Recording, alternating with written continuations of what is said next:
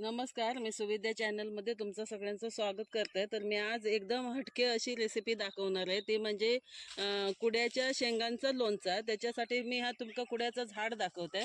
हे बघा, ह्या मे महिना जवळजवळ संपत येलो आणि मृग नक्षत्र लागायच्या वेळेस म्हणजे जून महिना लागता तेव्हा ह्या असं फुलूक लागता. आणि फुलल्यानंतर हे काय येतात ते शेंगो येतात, ते कोवळे कोवळे शेंगो काढायचे आणि लोणचा करायचा. तसंच ह्याचं सगळं भाग म्हणशाल तर एकदम उपयुक्त. कोणाक पोटात वगैरे दुखत असलं किंवा ताप इलो असलं तर या पानांचं काढो सुद्धा खातात.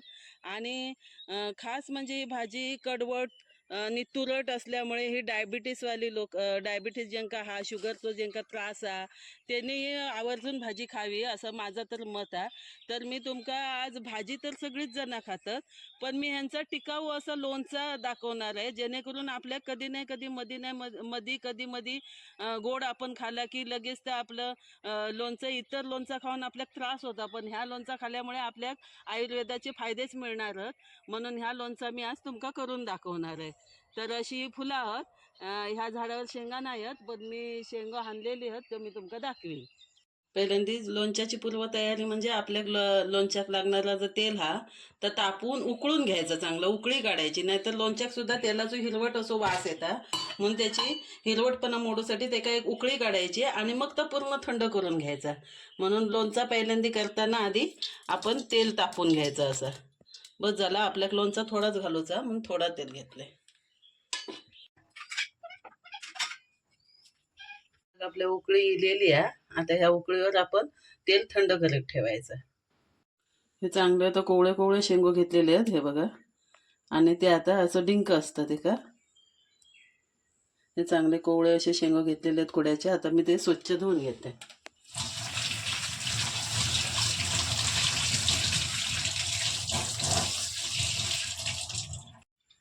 आता हे ओले झालेले शेंगो आहेत, त्यांना पाणी अजिबात ठेवायचं नाही, म्हणून असे चांगले कोरडे करून घ्यायचे. लोणच्यात आपल्याला पाणी नको, त्याच्या अंगचा काय सुटाताच आणि मिठाचा. त्याच्यासाठी हे बघा असे सुकवून घेतलेले आहेत कोरडे करून.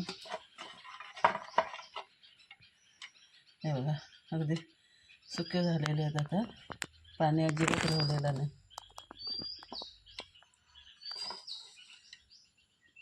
अशा प्रकारचे अगदी शाप पाणी टिपून घेतलेलं. शेंगाने नीट करताना किंवा शेंगो काढताना हातात तेल लावायचा, कारण डिंक लागतं याचं, त्याच्यामुळे हातात तेल लावून घ्यायचा. हे बघा, आणि असं पाठचे शिगरा काढून टाकायची, जाड असतं त्याने पुढचा टोक असा मोडून घ्यायचा. असं आपण सगळ्यांची, हे बघा, ही पाठचे जे देठ असतं ते कडक असतात एकदम, ते असे तोडून घ्यायचे. आणि पुढचं पण एकदम कडक असतात, तर असं तोडून घ्यायचं सगळ्या.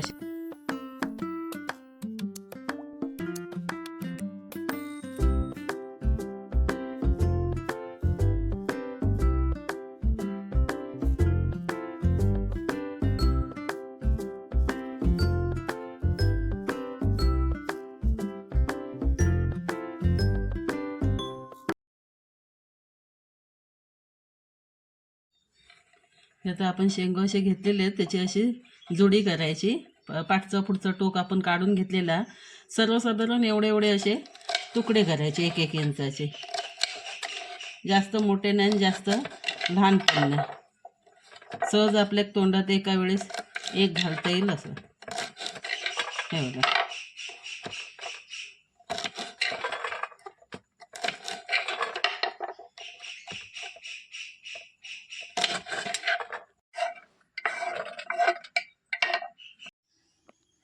हे असे तुकडे आपण करून घेतलेले आहेत. आता कापून आता आपण ह्यांका जरा उकडून घेऊया.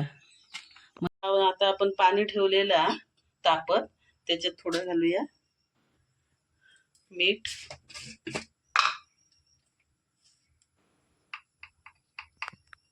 नंतर आपण लोणच्यात मीठ घालणार, मीठ घालून घेऊया, कारण जरासा अडूकपणा, कडवटपणा त्याचं नाहीसं होण्यासाठी. आणि ते शेंग घालून घेऊया आतमध्ये. हळद घालून घेऊया.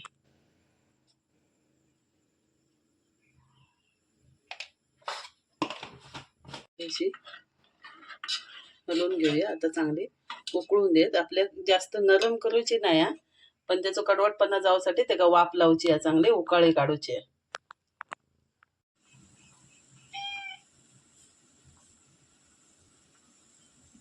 आता आपला लोणच्याक जो मसाला तयार करूचो त्याच्यासाठी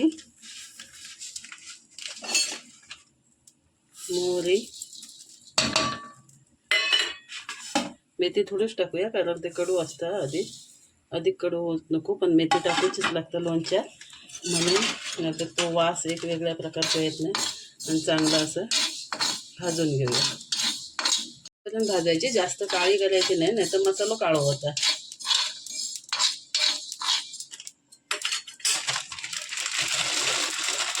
मेथी आता भाजली आहे, मोहरी त्याच्यातच मी चवीनुसार आता हे मीठ पण गरम करून घेते. जाड मीठ वापरूचं आहे, बारीक नाही. मस्त असं वास येऊ लागलं मेथीचं आणि मोहरीचं. आता आपण काढून घेऊया. छान भाजलेली आहे आणि ह्याची बारीक पूड मिक्सरला करून घ्यायची. ते मिठामुळे ही बारीक एकदम पावडर झालेली आहे, हे बघा. आणि वास एकदम सुंदर येतं, हे बघा. अशा प्रकारे ही पावडर झालेली आहे.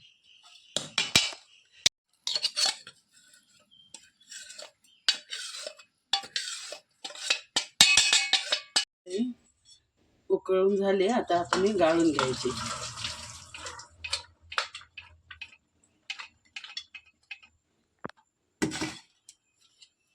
पण शिजलेली नाही, पण अशी हे होतात, तुकडे पडतात एवढं. हे बघा, इतकंच शिजवायचा, जास्त अधिक शिजवायचा नाही. जास्त शिजू नये म्हणून असं पाणी लवकर काढून असे जरा नितळून द्यायची, कारण आपल्या पाणी नको. शाप सुकी झाली की आपण पुढची कृती करूया. शाप ही सुकून झाली.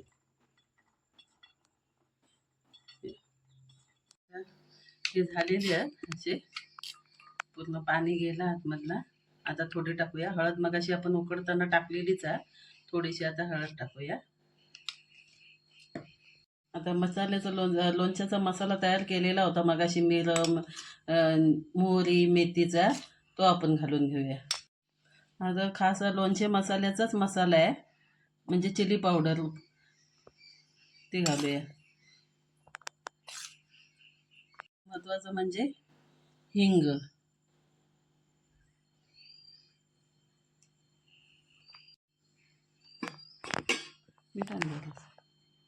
आपण घातलंय, पण तरी पण चवीसाठी थोडंसं हे मीठ घालूया.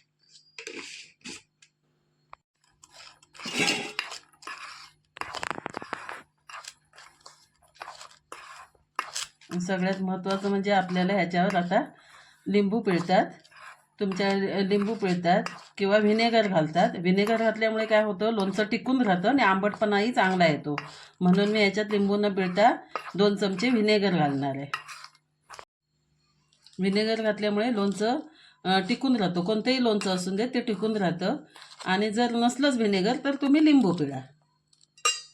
हे व्हिनेगर आहे, तर व्हिनेगर मी आता 2 झाकण इथे घालते.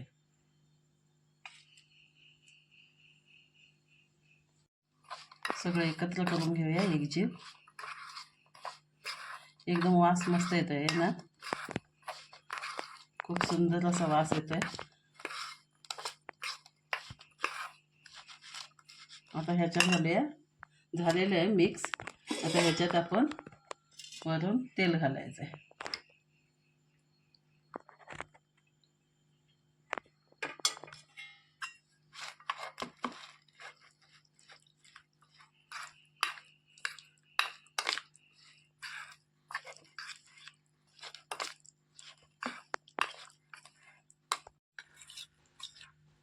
तर थोडे हे मिक्स केलं की मीठ वगैरे बरोबर लागलंय की नाही ते बघण्यासाठी थोडी चव घेऊन बघायची आणि मग बरणीत भरायचं.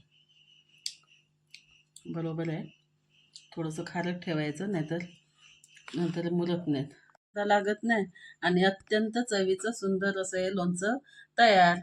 हे तुम्ही सगळ्यांनी खालात तरी चालेल, कारण हे आयुर्वेदाप्रमाणे हे औषधी आणि गुणकारी औषधी गुण असलेले हे लोणचं तयार झालेलं आहे. तुम्ही अवश्य करा. आणि ह्याच सीझनमध्ये मिळतात. ह्याच सीझनमध्ये ते मिळतात. ते तुम्ही नक्की शेंग मिळाले तर नक्की असं लोणचं करून बघा आणि औषध म्हणून खात जावा.